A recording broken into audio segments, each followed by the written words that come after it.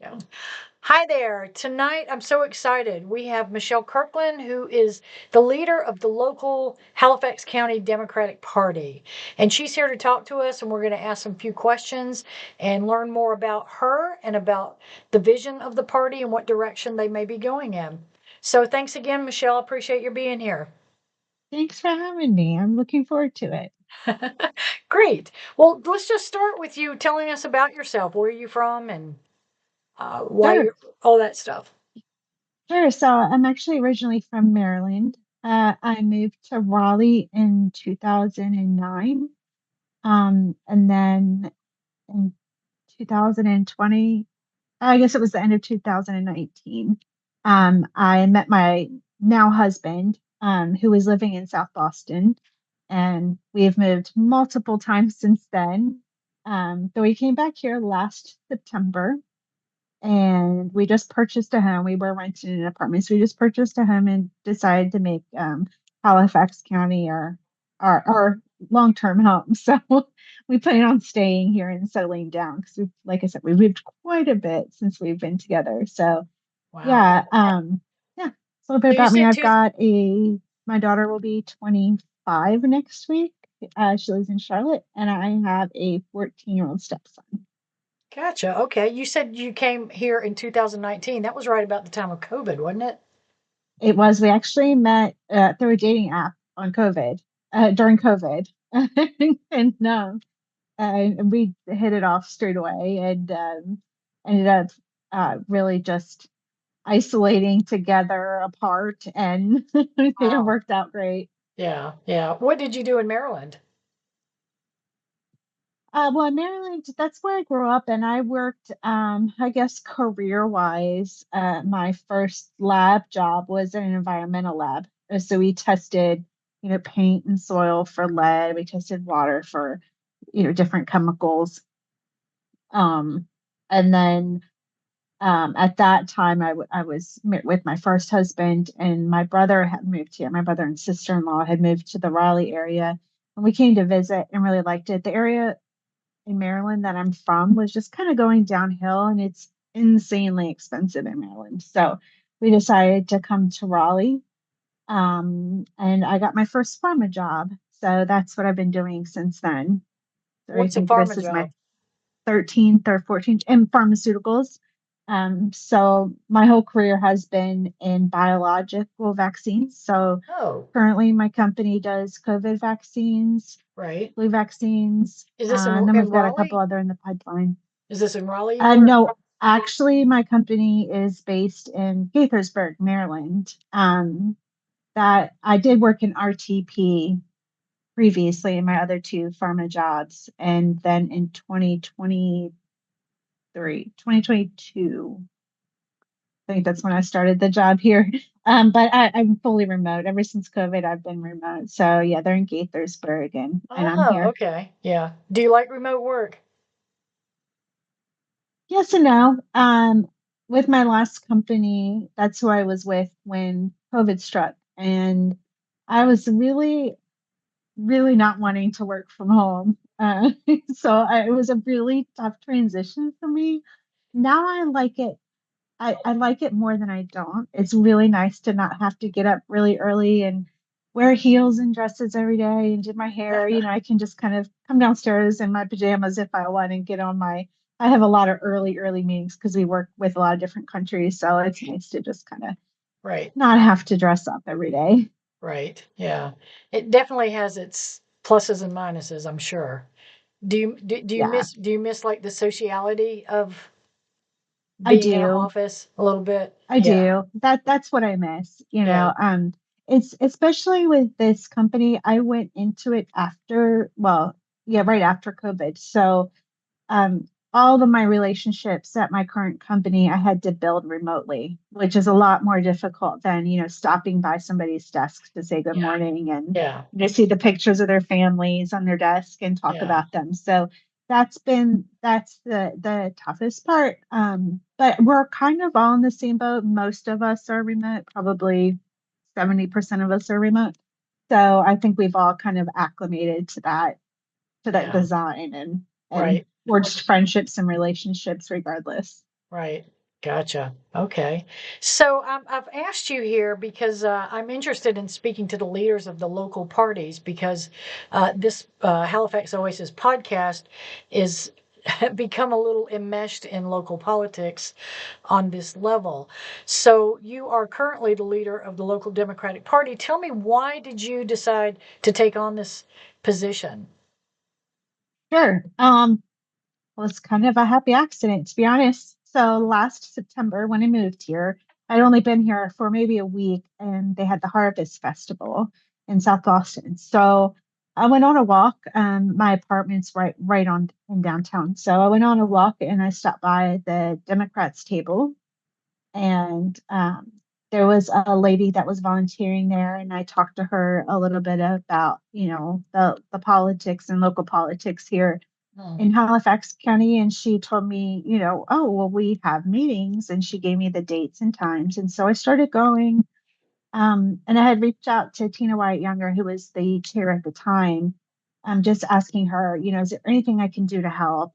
Obviously it was right before election time. So the Right. only thing I really got to do to help before that was put out signs on election day at the firehouse. So I did that, and I had some ideas, and I forged a friendship with Tina and kind of talked to her about my ideas and where the committee was going. And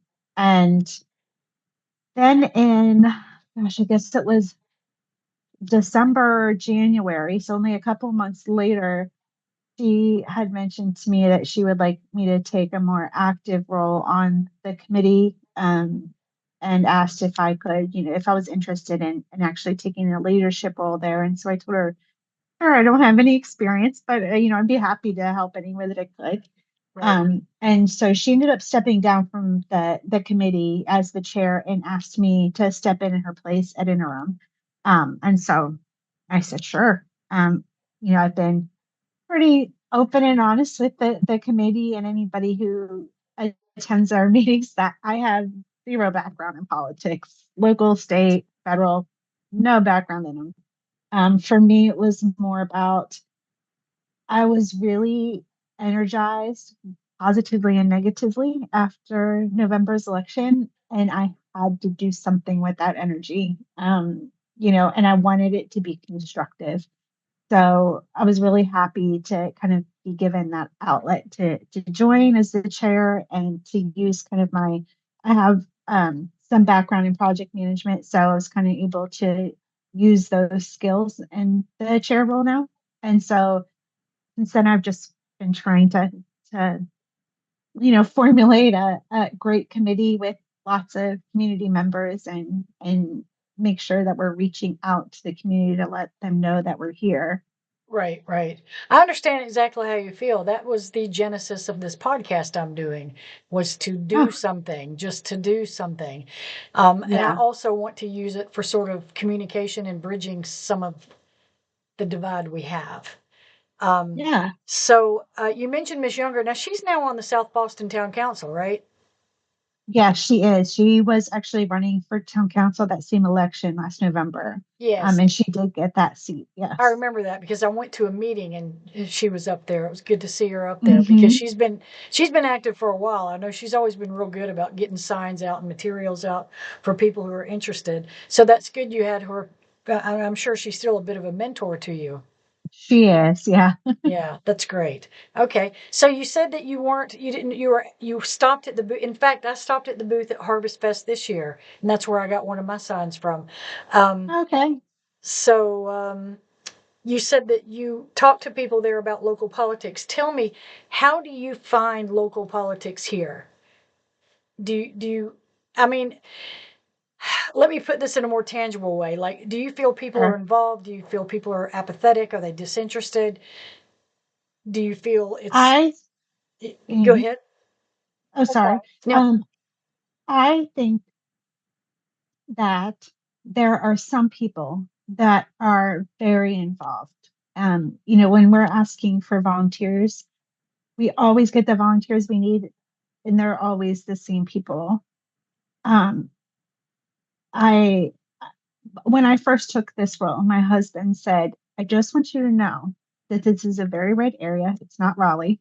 You know, you're not going to get hundreds of people to show up to these meetings. And I was like, yes, I am. I can do it. You know, that's been the biggest struggle for me is to engage with members of the community and to reach out to people. I'll tell you, my whole goal, my main goal and focus is letting the community know that we're here.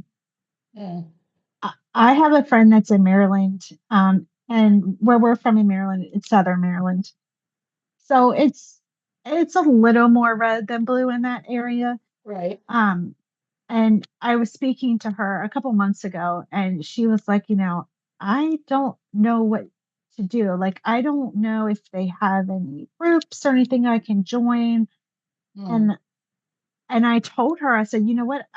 I guarantee. I said, if there's a committee in Halifax, there is one in Southern Maryland. And sure enough, there is one. There's even a Young Democrats of Southern Maryland. They have all kinds oh, of things that they do. right, And I think people just don't know about us. right. Um, so I think locally, I've seen where we had our protest in March, and then we had, sorry, April, and then we had one in June, and then we had this most recent one, I think last weekend or the weekend before. It was last weekend, and I've seen those numbers go up of people who are attending and people who are engaging.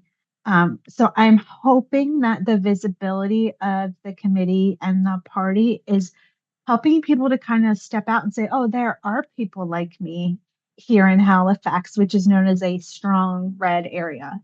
So I'm hoping we can kind of get those people out and get them into our community. I want to do a lot of work in the community um, to hopefully change the perception that people might have of Democrats. Um, so yeah, I think that's kind of politically, that's kind of how I see Halifax now. I see people starting to come out. Um, their Okay. blue is starting to show a little bit.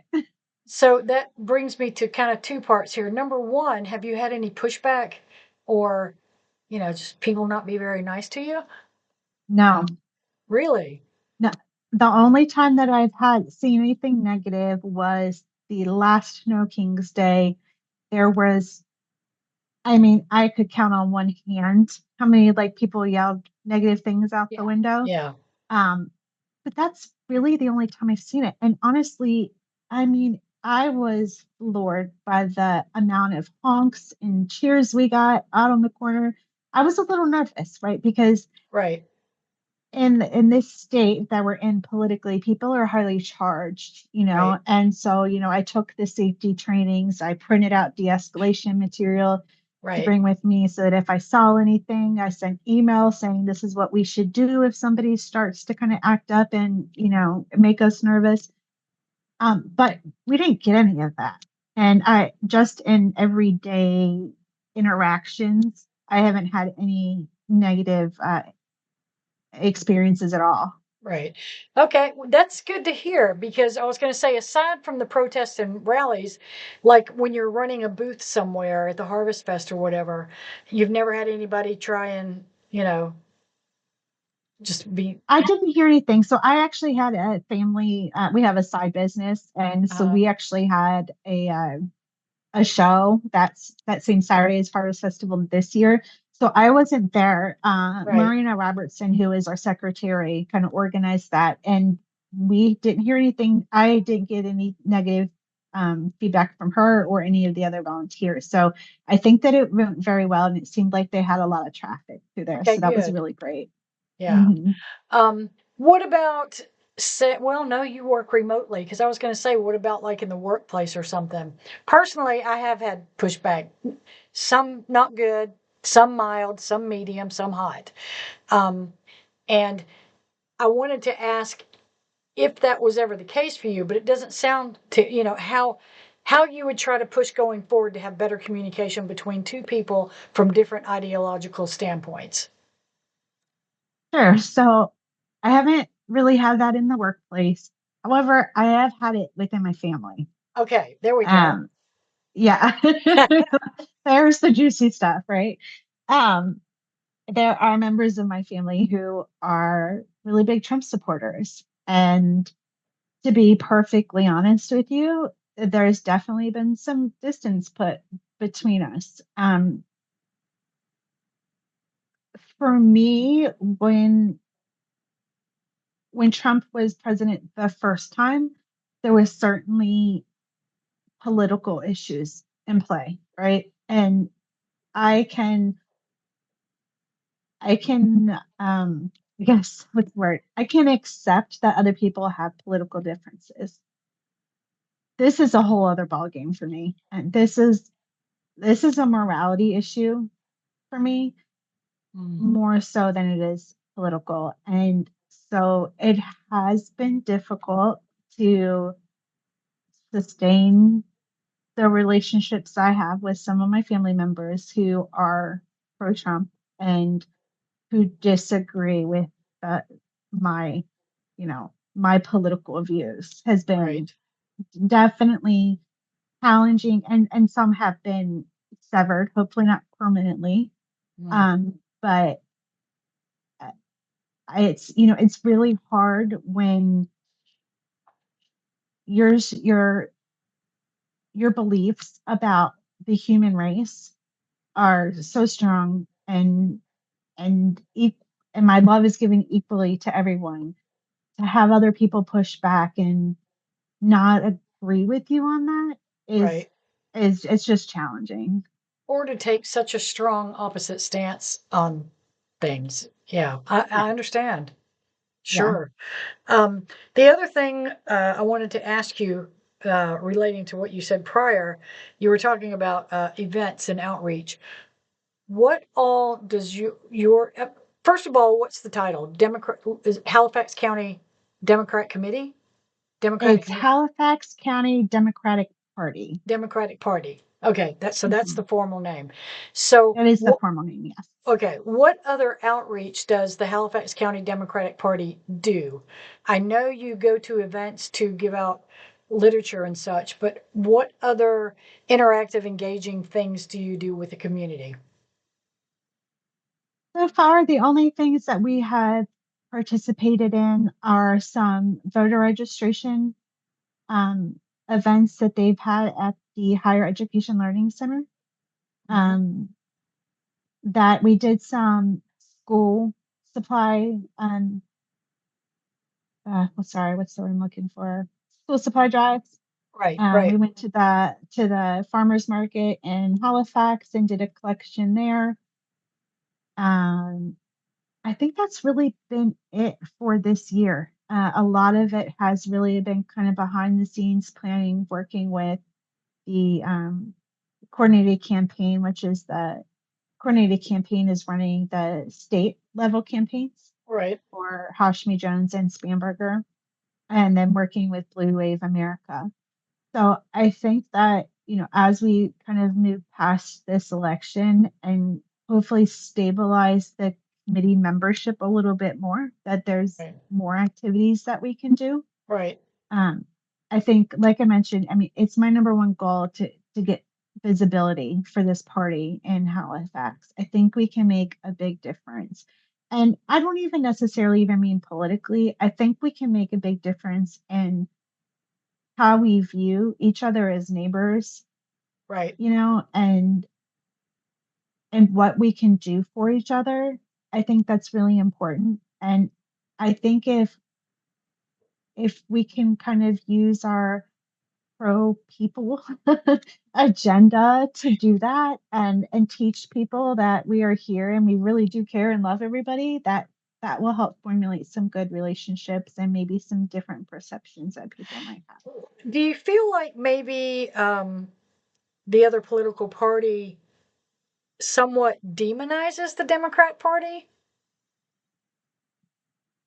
uh I wouldn't say necessarily.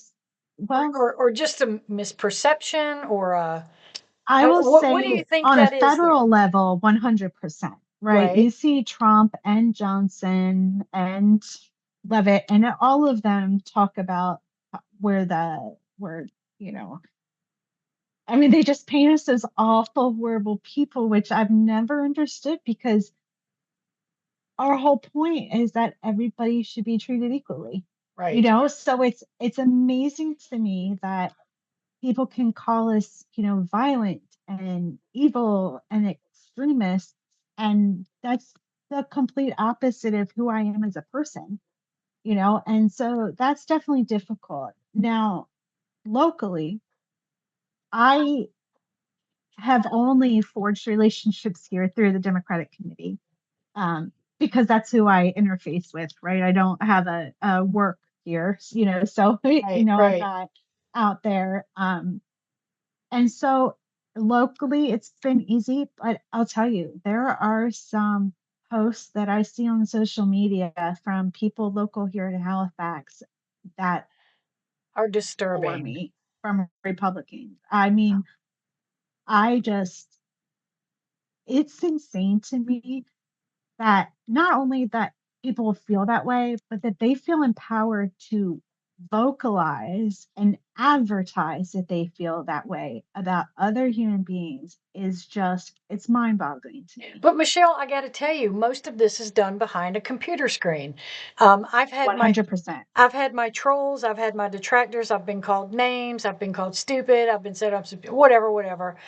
But every single time I challenge them, you come on my podcast and talk to me face to face, and I'd much rather do it in person. And then it's silence, and then they don't talk to me anymore. Right. So Hmm. that's what I feel frustrated. And I've been reaching out trying to find people to have these, I call them hard conversations. I find it's also the same for race relations in this county. I'm having real difficulty getting people to come and talk about it with me on a podcast. But I did have one person I've interacted with recently, um, and I was describing this, and they're a Republican, and I said, let's just take one topic. Let's just talk about violence and the perception of it or the attitude toward it. I think that there's obviously a continuum of Republican people and Trump supporters. You've got the real radical ones that will tattoo his face on their booty, and and then you've got more mainstream or middle of the road. So, I said, well, let's just talk about, because I feel like they're far more violent. And he said, what are you talking about? Democrats are the violent ones. I said, what are you talking Wow. about? He said, the violence toward the ICE agents. I said, if you're zip tying my child, I'm going to spit on you too. So to me, it was like, my God, it's 100%. not even a comparison.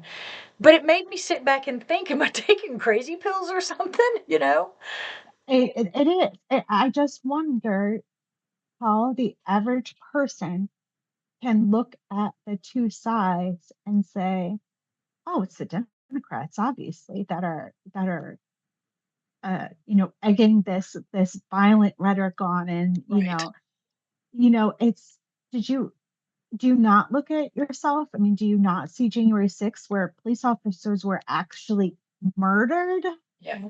And then Yeah. these people are pardoned like they're heroes, And look at, and let's not ever talk about them again. Let's only look at right. people attacking ICE agents. Well, let me tell you what, these ICE agents come with plain clothes, with masks on, Yeah. and they come into your home, they come into your workplace, they go into federal and local government buildings and Yeah. drag people out of it.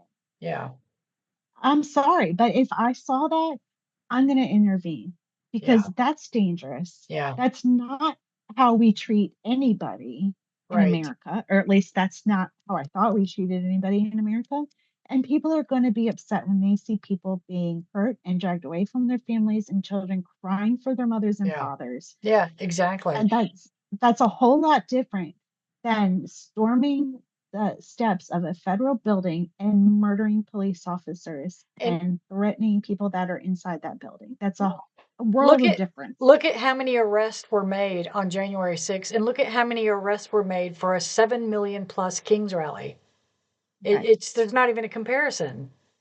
It isn't right. And one side, the side that's trying to protect people from ICE, is doing so to protect. Right. Right. The people that did January 6th, they were not protecting. Right. They were rioting. They Right. were storming. They were injuring. They Right. weren't, no one was in danger when they were doing that. Yeah. So it's a completely different situation. Apples and oranges. Yeah. It really, really is. Yeah. It really, really is. And I think part of the problem is if you only watch Fox News or something like that, there's just so much I agree. misrepresentation and yeah. And that's part of what I try to feel like maybe I'm just trying to justify how people can, believe some of the things they think, but because it's mind boggling to me too. I just don't understand if you don't have, uh, you know, fair, rational media, and it just seems to be getting worse to me. But these are the Yeah, conversations we've got to have. I agree. I think the country is extremely divided, and I'm sure that many generations have said that before. At least in my time here on Earth, it's extreme. Yeah, People are very charged about these, and I agree that they need to have conversations. I agree that watching one news channel is dangerous, but yeah. I think there's also a huge a big part of this is algorithms and social media, right? Yes, Everything that I yes. see on my Facebook, on my TikTok, on my Instagram is Democrat, right? I don't see any of the positive, quote unquote, things that Republicans are saying Right, about their own party, right, right? So Republicans, my family who are Republicans, they're seeing the opposite of that, right? They're seeing how evil Democrats are and how right. great Republicans are and how pro-American Republicans are. When I'm seeing the opposite thing. And if you're fed that every day, every time you log into social media, I think it's a lot harder to kind of break that divide and sit down and have a conversation about it Yeah, because I agree. Yeah. and they wholeheartedly believe that they're right and we're wrong. Well, I'll tell you, Michelle, something interesting. When I started a new Facebook page for this business, the feed I got was all so anti-democratic, pro-Trump, etc. I was like, why am I getting all this on my feed? So I had to start, just blocking it because I don't want to read that. And then someone Hmm. said to me, and I thought this was actually a fair point, that I've put myself in a liberal bubble, is what it was called. So, Yeah, but exactly. it's so difficult to watch that kind of news when so much of it is false or inflammatory. But I will say there are some Democratic people that are a little inflammatory. Do you know who David Pakman is? I He's don't. he's a very popular podcaster, but he just doesn't come in there and tell the news. He'll come in there and say Trump mortified it, blah blah. No, he wasn't mortified. Okay. You know what I'm saying? He exaggerates. Yeah, Jim Acosta's a good middle of the road one on the podcasting, but right. I watch independent media. Yeah, there are some podcasters and some media outlets that are too extreme left, right? Yeah, yeah. They they paint the Democrats as a um completely in a completely positive light, right? And that's just Mm, not the case, right? The yeah, Democrats have had their blemishes and taken their bumps and bruises. They're not a perfect party, right? right. And I think that they tend to do what we see a lot of people on Fox News do. Mm. Or what's the other one? Is it Newsnet or Newsmax? I OAN. can't remember. Maybe the other one, There's but Newsmax. There's two or three of them. right. So they kind of paint Trump as a god. He can do no Right, wrong, right? right, And the Democrats have their people who do the same on the blue side, right? And right, it's just it, it's not it's just not logical, right? Nobody's right. going to be perfect. No party's perfect. There are certainly things with the Democratic Party that I wish were different, Yeah. and that I'd like to see changes made. Um, And I think if but somehow all that could be taken off of people, that they would see there's some commonalities between the two parties. You know? there are, yeah, and I mean, there are Republican. I was a Republican actually until Trump ran the first time. Really? I was, yeah. I was raised in a Republican family, and there was one specific, um, there is one specific, sorry, ideology that I was kind of raised on, that Right. you do not do this thing, and that made me a Republican by saying I do not do this thing. That's how I became a Republican. Mm. And really, actually, it was kind of when I got into my career in pharma and I was around a lot of different people from different Yes. backgrounds, because I was Yes. I was very sheltered, you know. And so when I started meeting people from different backgrounds and listening to what they had to say and starting to question things on my own instead of just accepting what people told me, that's really when I started to think a little bit for myself. And Yeah. um, you know, kind of changed. I was more independent for a while, and now I'm certainly much more Democrat. Right, right. Yeah, and that's I hear that frequently from people who have changed parties or why their ideology changes, and it's education, travel, and exposure to diversity. Yes, exactly. Yeah. So, all right. Let's see. That's such good conversation. I've lost track of my little question list I'm here. sorry. No, no, no. It's excellent I tend to get conversation. long-winded and go off on my No, own no, train no. of It's thought, so good. I It's great. apologize. Let's see. So let's go through that. Do you think that the local party's agenda differentiates any from the national Democratic Party's direction? Oh, Or do you that's a think great they're pretty much, question. are they pretty much aligned? I think that they're aligned. I also think this question's a little bit difficult for me to answer because I haven't been integrated for a really long time. Um, Right, so far, everything that I've done's been kind of just very focused on elections and things like that. right. And so, you know, I haven't really gotten to work with Halifax County's politics per se, you know, kind of formed a, you know, kind of a list of what it is we want to focus on and look at for our county and see if that aligns with the state and federal government, And or do the you, state and federal party. so what, do you have a list? What are the priorities or We Democratic don't, agenda? you know, I don't think that we have a formal list. I think that probably for us, um, the things that are important are education, right? I mean, we know teachers get paid very little here in Southside Virginia. Um, and then economic development. You know, Mhm. we need to work on getting our economy going here, housing market. You know, people are concerned about the housing prices here. Right. I think those are probably they're probably the big ones that I hear most about. Okay. All right. Good. Um, how involved are you said that you're not okay, let me back up a little bit. Currently, there is an election going on with the local board of supervisors that's pretty darn controversial. Are you aware of a lot of those issues and how do you feel about them? So I will say that I'm not as familiar with the election as I would like to be. I have seen certainly some things on social media that are concerning. I've actually emailed one of the people that's running about a post that they made asking them to kind of explain themselves and let me know, you know, as a voter in Halifax County, why I should overlook things that are said like that. Can you share that with So me? uh, If you don't want to, that's okay. But yeah. I'd rather wait for their response. Okay. Maybe if I get no response, I'll tell you I got no response. Okay. All right. And maybe if I get a good response, I So don't what want was it? to. Well, okay, well let me get at this. Was the post something inflammatory? It was, Okay. All yeah, right. yeah. It was. I'll call it.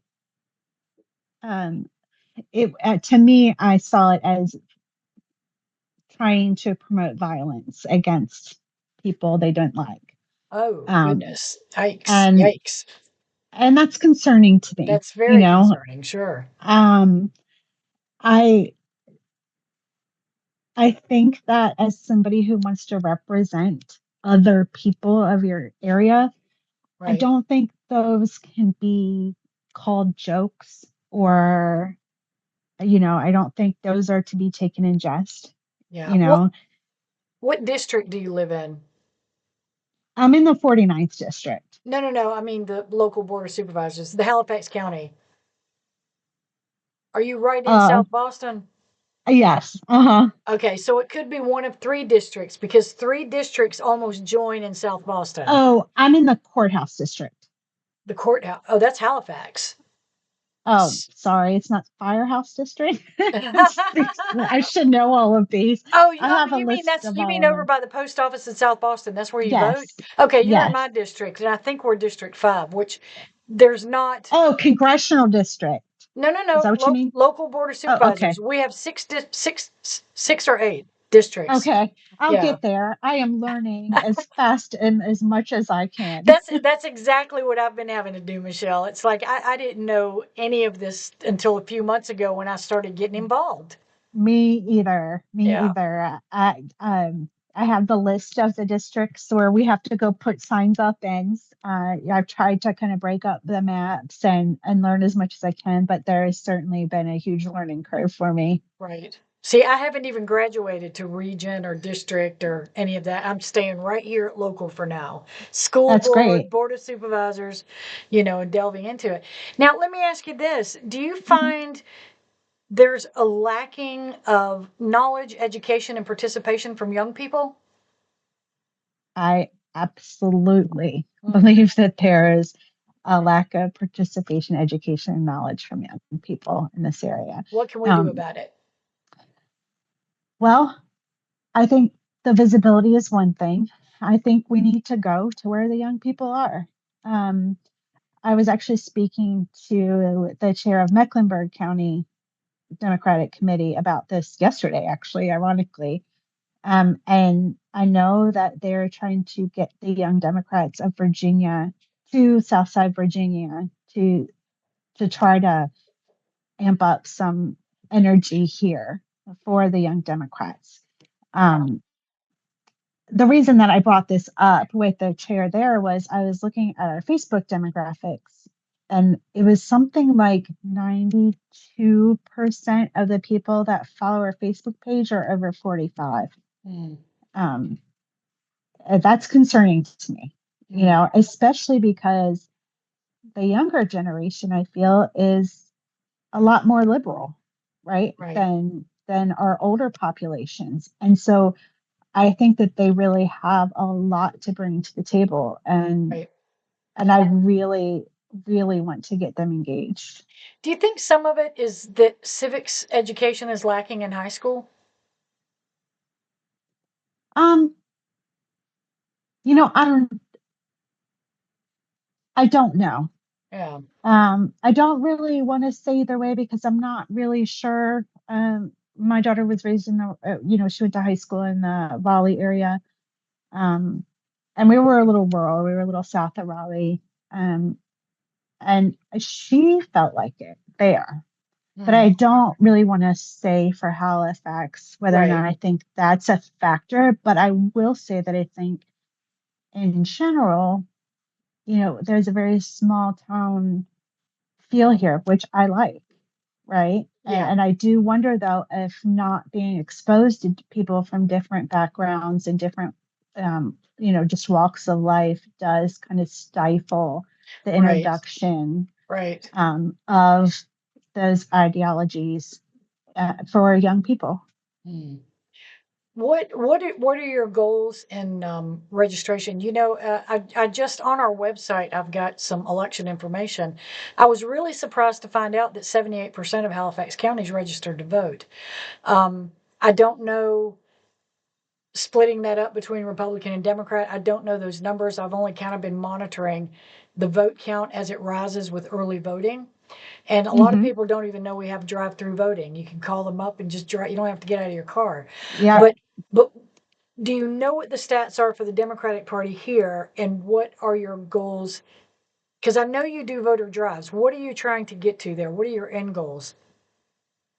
Well, I think every person that can vote should vote, um, regardless of of whether they're on the other side or on our side or in the middle. I think everyone should vote. I think a lot of people probably feel like their vote doesn't count, especially when there's not a big national election like in this year.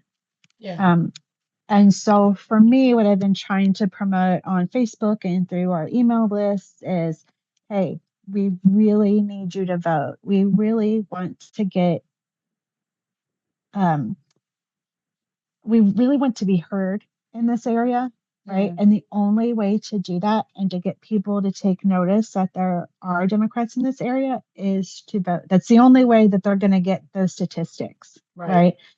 So even if you think that this is a very red area, we have no chance of winning, we need to see what those numbers are Yeah. so that we can respond accordingly locally and on the state level as well, right? The state needs to know that we're here and they should put a little bit more money into these rural areas because if they do, they're going to get more out of it, right? And there's just no way to show that statistically if we don't have people get out and vote. So for me, I don't care which way you're going to vote. I hope you're going to vote in the same way I am. But if you Right. don't, that's okay. Being in pharmaceuticals, I'm a big data person. I want to see Right. the data, whether it's bad or good. I want to know what it is I'm working with. Right. Um, so yeah, it's really important that we make sure that we can get everybody to vote that we can, and we're seeing those numbers go up Do for you kn- early voting. At least once or they are. twice a week, I post on our Facebook page what the numbers are for House District 49 and House District 50. And I do it, Um, yeah, I do it for the local election on our website. okay, yeah, and it's good for people to see those numbers. It's good for people Yeah. to see that those numbers are going up because it's not like, oh, I'm one person, I'm not going to make a difference. It's like, oh, well, 600 people voted. If 50 Yeah. more of us voted, then it's 50 more. But you get to actually see those numbers fluctuate and you can be a part of that. Hey, I helped it jump up 10% this week. So Yeah. I've been trying to kind of use that to gain momentum in early voting. Do you know what percentage Halifax County is blue? I don't offhand. Okay. Um, That's something I need to ask the registrar. I haven't broken down the data yet to I that. know by house district. Uh, Um, I know that we for like HD 50, they are like, I think they're like 23 points red. And HD 49 is only like 7 to 9 points red. gotcha. So HD 49 is definitely it's creeping over towards the Democratic side. And I think the popularity of Dr. Gary Miller is going to help with this election, potentially even push it over the edge. Right. So I'm very anxious to see what happens. Right. Gotcha. Now, where do you do your voter drives? And let me ask you this too. Do Mhm. only the Democratic Party do voter drives, or does the Republican Party do voter drives too? It's a great question. So far, the only voter drives that we have done as an organized event are at the Higher Education Center in South Boston. Mm, The other part that we've been trying to do is give voter registration information out during canvassing. So Blue Wave America and Coordinated Campaign have um, set up these canvassing events throughout Halifax County, as well as just the candidates running for Dr. Miller and Dr. Ernadette Powell Farrar have set up their own canvassing. So we're trying to give them the voter registration information. One of the things that we've been trying to tell people is not to necessarily ask if they are registered to vote, but to also ask them to check their voter registration because if you are not voting from the address you currently live, you're not registered to vote essentially. Your voter registration is not current. mm. So there's a lot of people that, they move from apartment to apartment and they don't change their voter registration. So I think we miss a lot with that as well. So we had the John Lewis event in June and we had some literature there and we had a QR code, which we've also, had at all of our events to say, hey, check your voter registration. Not only register, but check it. Make sure that it's correct because we could be losing a lot of votes that way too. Also, something I learned the hard way. I was out of the country for a period of time, and when I moved back home and went to vote, I had been purged because I hadn't voted in a while. Yes, that's another thing. Yeah, people will Uh, get perched. That's another, I mean, it's really important to, it's, I don't want to say as important, but it's probably equally as important that you are checking your voter registration as it is to register to vote, right? Because either way, it doesn't count.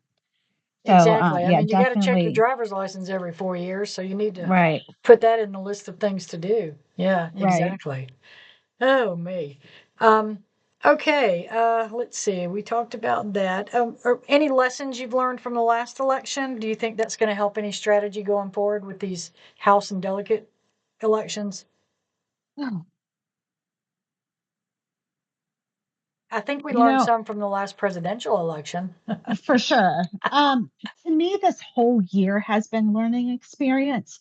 So I can't really say that I can compare it to anything else. I think that this involvement, whether or not the the Democratic Party of Virginia has to do, I guess, a reelection essentially of all of their committees every 2 years. So in this December, the chair spot will be up. Um, And so whether or not, I run again or I'm voted again, I think the whole involvement has been a learning experience, which I can plan on continuing no matter what happens in, December with our local party.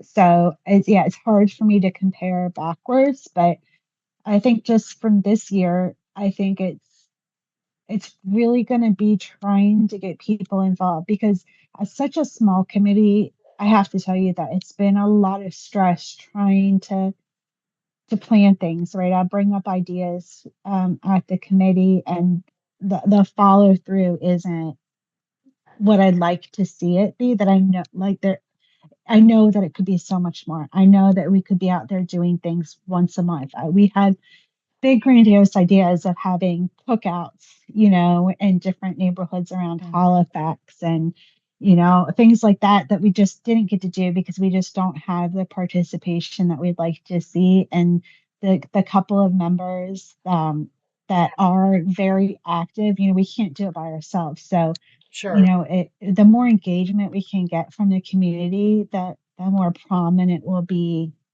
and hopefully that visibility will go up and the perceptions of the Democratic Party will change and we'll get more engagement in general with our elections and who we're putting up for election and hopefully get more votes that way and get better people, better candidates, right? We always want to improve with our candidates. We want them to be better and more active and things like that. Not to disparage our current candidates; they're fantastic. We got Right. really lucky, and I hope that we continue to see that. Right. Gotcha. Do you do any type of, does the local Democratic Party do any type of sponsorship, like sponsor events? I've just noticed a lot of people partner together with like Ruridan clubs or churches or whatever. Does the Democratic Party do anything like that? Or sponsor a football Not, game? I don't know. Anything. yeah, so not our locality currently. There was certainly discussions about going to the football games, doing voter registration in schools, Yeah. and things like that. No, we just really, like I said, we just really need some more participation from the community to be able to do all the things that we want to do. I do know that Brunswick County, for example, they partner with the police department to do National Night Out, and they work very heavy-handed with the police department for that. And there's a lot of other things that other counties do that have bigger committees Right. that participate, so they're able to do a lot more. And it's something that I think here in Halifax we really need our community to come out and to help us be better. So it sounds like initially what your goal or vision or whatever you need to do is grow the committee. Because once the Right. committee is grown, then you can grow activities and outreach. Exactly. And that's why, so my main goal was visibility, right? Because Right. the more people that see us, the more, you know, the more people that can join us, Yeah. and then it just kind of spills over, right? It's Yeah. kind of it's not really well, it kind of is. It's a chicken and egg thing, right? we, Yeah. it's definitely tough. And my husband was right. This is not Raleigh.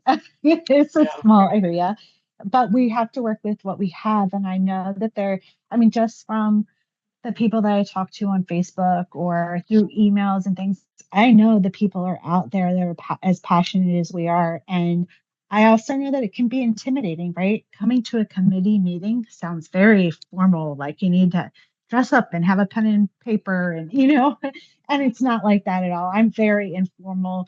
And I want them to feel comfortable. So something we've talked about doing is maybe having a pizza night at Italian Delight or something like that, once a month, and just not, it's not a meeting. It's come have pizza and just talk about what's going on in Virginia and Halifax. And maybe people would feel a bit more comfortable in that more informal environment. Well, I tell you, I got to be honest. I've been to different committee meetings. I've been to the Democratic Party. I've been to another, couple local things. And the issue I found is either number one, I was bored. I felt like it was nothing but rhetoric and not action. And number Hmm. two, it just turned into Republican bashing. And it's like, it didn't feel productive.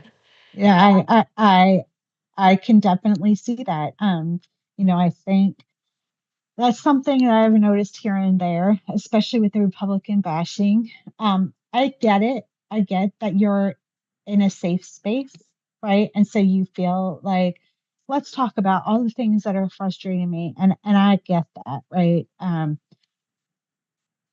I think that there's a time for it, and there's a time for kind of that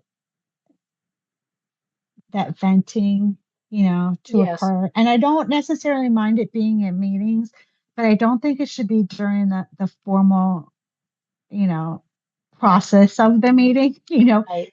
get together before, get together after, Right. chat about it. So it's something that I try to kind of quell. And I mean, I don't want to, I myself can kind of you know, get on a roll and start. And I'm like, wait a minute, that's not what we're here for. We only have an hour once a month, right? Right. And we have to try to plan our activities, and that's really what the meeting is for, right? That's what we're trying to do. Right. So I see why it happens, and I completely understand. Like I said, it's a safe space. You know who's Yeah. around you, and you know that you can comfortably speak about your frustrations. And maybe people don't have that at home. There are definitely some families that are, one person's Democrat, person's Republican, one person might be Democrat, and the other person wants nothing to do with politics, right? So they don't really have that place to kind of let out their frustrations. So I think that's kind of why I'm thinking having more of an informal get together would be a nice way for people to come together, and they can kind of talk about their politics and what they think is important without it being so formal that they feel like, they have to sit properly. Right. Right. Yeah. I gotcha. Um, some people, a lot of voters feel that both parties have just lost touch with ordinary people. How would you Mhm. respond to that? I think that's probably true. I think we can see that even at the state level. Um, for instance, I learned recently there is a organization called Rural Ground Game. What's it They're called? based Rural Ground Game, Uh-huh. um, and they are out in the mountains of Virginia.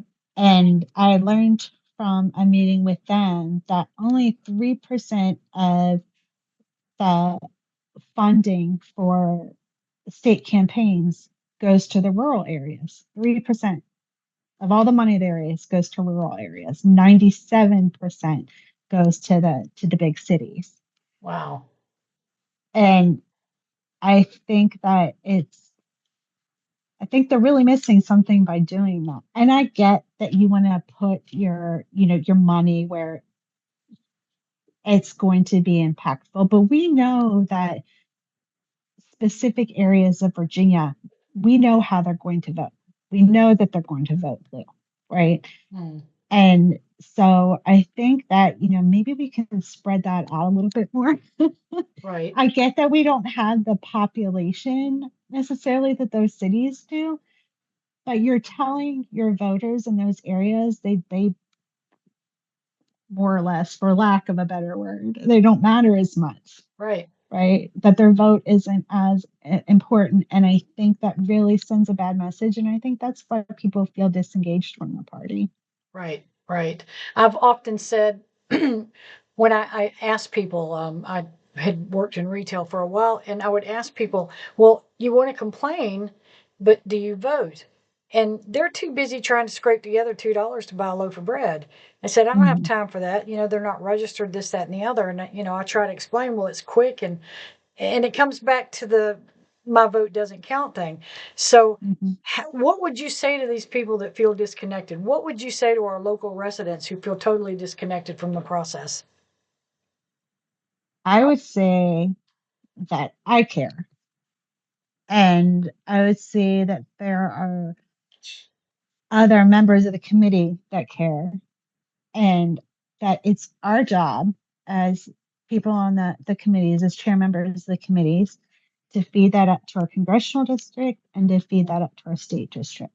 So Yeah, I can tell you that this election, the people in the rural areas, the chair in the rural areas, have been very vocal about the um, the coverage we've gotten from the candidates, about the right, number of signs we've gotten from the candidates, um, and without people giving this feedback to the state Democratic Party, I don't think they're going to realize how disengaged we are, right? Because again, the data, they need data, right? And so if their data is telling them that, you know, 25, 29, 35 counties in Virginia feel like you're not doing anything for them, you're not giving them the literature that they need, you're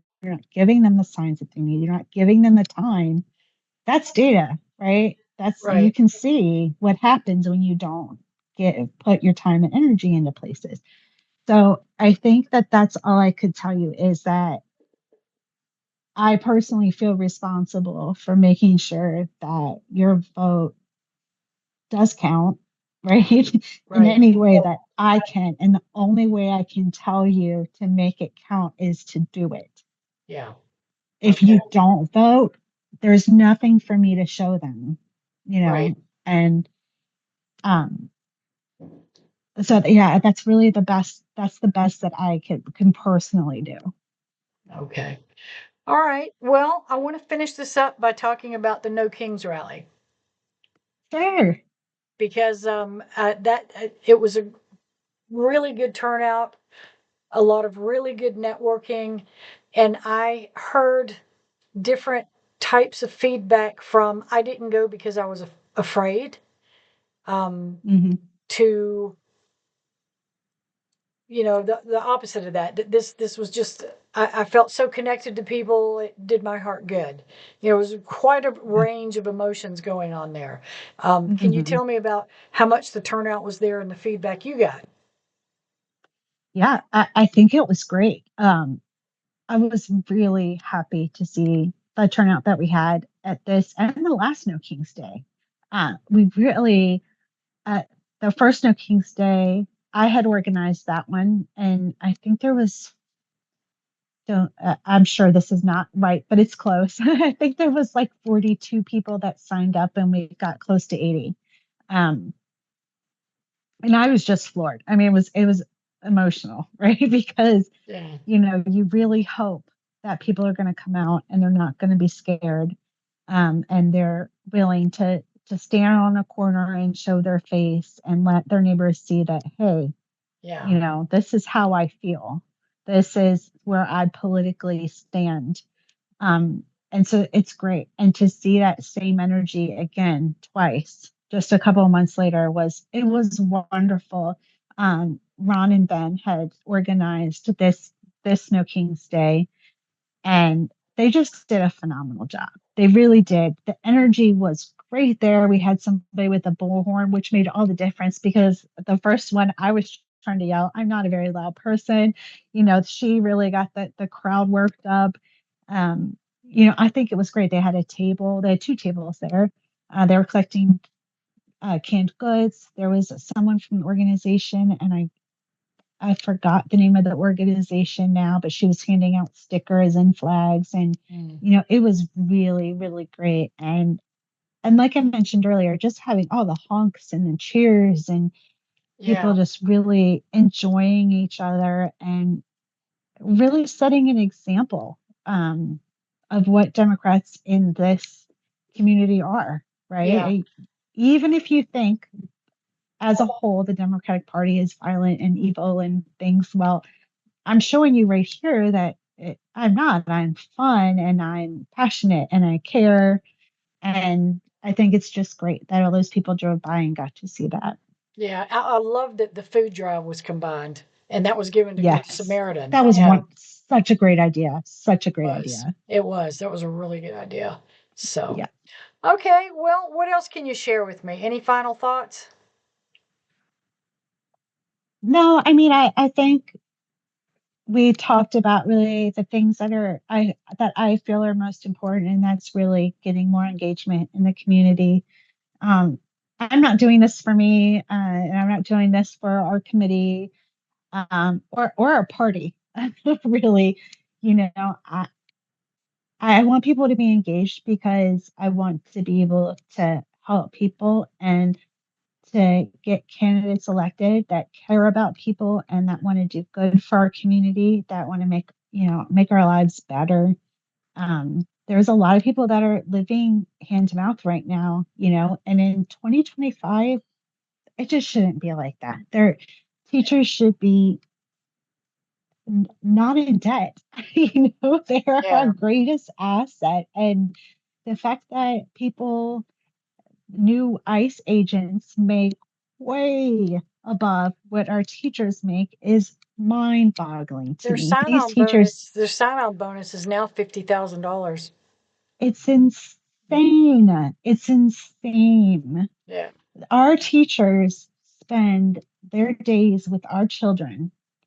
They teach them. There's a lot of parents who don't want to spend a day with their own kids, right? These people get paid very little to spend their day with 25, 30 kids every day, and they are supposed to be the ones that are teaching them. And I worry about, the future of the teachers. My daughter actually, when she first started college, she wanted to be an English teacher. And then as she kind of got older, she was like, I don't think I can do it. She's like, the kids don't respect the teachers, the parents don't respect the Yeah. teachers, they don't make enough money, the schools don't have enough money to give teachers what they need to teach. And she was like, I don't think I can do it, and so Yeah. she changed her major. And I think we're going to see a lot of that. It's hard to get teachers here, and Yeah. it's sad. So anyway, I'm not quite sure how I got from your question to teaching, but those are my big important things. And I really enjoyed doing this podcast with you. I was definitely a little bit nervous because, like I said, I'm not the most eloquent speaker, and sometimes I lose my train of thought. But I have enjoyed kind of talking about this and talking about what my focus is and what I've gained from being the chair in Halifax. Yeah. Well, and that's great. I so appreciate your time because this is exactly some of one of my goals is I want people to listen and put a face on people that they don't know anything about and maybe prejudging just because of ideology or something. Because Right, hey, in the end, we're all the same. We're all human right. beings. We're When all you get trying to feed our families right, when and you get down to be those happy. basics. Yeah, Yeah. exactly. And all this division is just horrifying, and we've got to start reaching out to do something about it. So, Absolutely. all right. Well, it sounds like you're on a right track. You're on a great track. I love that visibility. You've got that clear goal in mind, and you've got objectives to reach that. So, I wish you the best of luck, and I hope we'll talk again sometime. Thank you. I'm sure we will. All right. Thank you, Michelle. Thank you. Have a good night. Bye. Bye bye.